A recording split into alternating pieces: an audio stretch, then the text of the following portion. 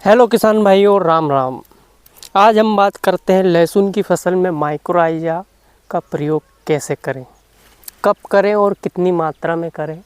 Mycorrhiza एक नई market में आने वाली एक फंगस है जो कुछ साल पहले ही एक खाद के रूप में प्रयोग की जाने लगी है। पहले इसके बारे में जानकारी नहीं थी और लोग इसका उपयोग भी अपनी लहसुन की फसल पे नहीं कर सकते। वैसे तो इसे सभी फसलों में यूज़ किया जाता है, लेकिन आज हम बात करेंगे लहसुन की फसल में माइक्रोराइजा का प्रयोग कब और कितनी मात्रा में करें। मेरा नाम है बाबू राजपूत और आप देख रहे हैं किसान भारत की जान चैनल। तो बने रहिए मेरे साथ और वीडियो को अंत तक ज़रूर देखें। माइक्रोराइजा एक तरह की फंगस होती है। ये एक मित्र फंगस है। फंगस दो प्रकार की, एक तो नुकसान करती है पौधों को और एक उनकी पौधों की मित्र होती है।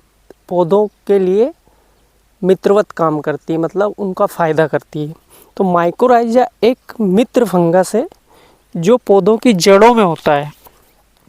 ये जड़ों के आसपास जाल बना लेता है, जड़ों में चिपक जाती है और दूर तक फैल जाती है जड़ों के आसपास।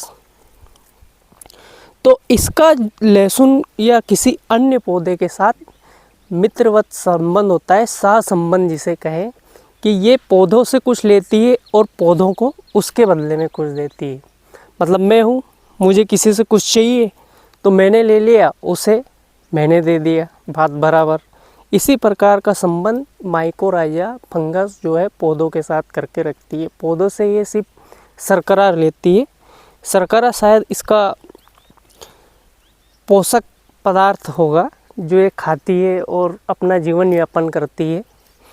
और पौधों के इसके बदले में जो भी अघुलनशील खाद ज़मीन में पड़े हैं, जैसे पोटास है, फास्फोरस है, मैग्नीज है, सल्फ़र है, अन्य कई प्रकार के जो पोषक तत्व ज़मीन में पड़े रहते हैं, वो ये पौधे को देती है। मतलब जड़, लहसुन की जड़ इतनी सक्षम नहीं है कि वो जो अघुलनशील खाद जो ज़मीन में पड़े रहते हैं उनको ले सके। तो माइक्रोराइजा इन जड़ों के लिए वो काम करती है कि उन्हें ऐसे ही फॉर्म में उपलब्ध करा देती है कि वो लहसुन की फसल उसे अच्छे से ले सके। तो अब हम बात कर लेते हैं कि माइक्रोराइजा का प्रयोग कब करना चाहिए हमें। माइक्रोराइजा का प्रयोग हमें जितनी भी जल्दी हो फसल में उतनी जल्दी कर लेना चाहिए।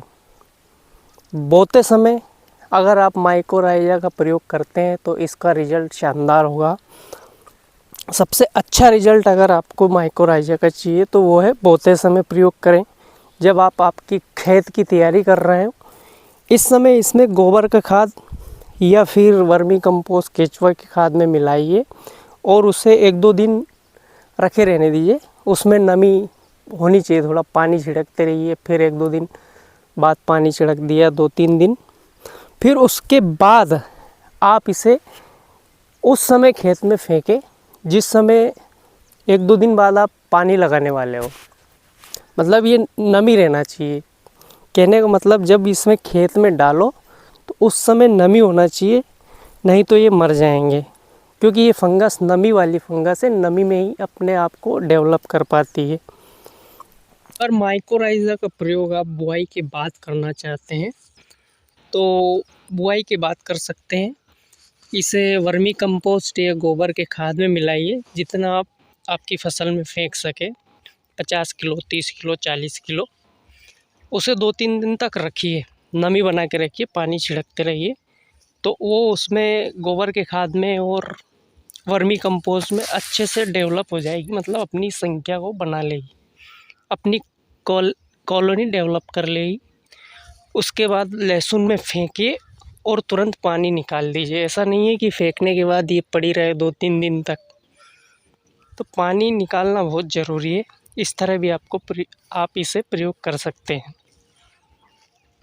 इसका प्रयोग करते समय आपको ध्यान रखना चाहिए कि आप इसके साथ खाद तो डाल सकते हैं, DAP, SSP जो भी आप डालें, लेकिन फंगीसाइड ना डालें और ना ही कोई इंसेक्टिसाइड मिलाएं। फंगीसाइड मिलाएंगे तो ये फंगस जो है मित्र फंगस है, इसे जो फंगीसाइड है वो मार देगी। तो इसका बहुत ज़्यादा इफ़ेक्ट आपको देखने को नहीं मिलेगा। 10 दिन पहले और 10 दिन बाद तक कोई भी फंगीसाइड अपनी लहसुन में प्रयोग ना करें इसे डालने के बाद और पहले। तो इसका जो डेवलपमेंट है जड़ों के आसपास वो अच्छी तरह से हो जाएगा। अब हम जान लेते हैं इसकी मात्रा हमें कितनी रखनी चाहिए। इसकी मात्रा प्रति एकड़ आप 5 से 6 किलो रख सकते हैं, प्रति बीघा 3 किलो। तो इसका कोई साइड इफ़ेक्ट देखने को नहीं मिलेगा आपकी फसल में, क्योंकि एक मित्र फंगस है, अगर काम नहीं करेगी तो ये नुकसान भी नहीं करेगी। तो इसलिए इसका प्रयोग लहसुन की फसल में करनी चाहिए, क्योंकि पोषक तत्व अघुलनशील अवस्था में हमारी भूमि में पड़े रहते हैं, वो पौधे तक पहुंचने में काम करेगा। धन्यवाद किसान भाइयों। वीडियो कैसा लगा? वीडियो अच्छा लगा हो तो लाइक करिए और हमारे चैनल को सब्सक्राइब करिए।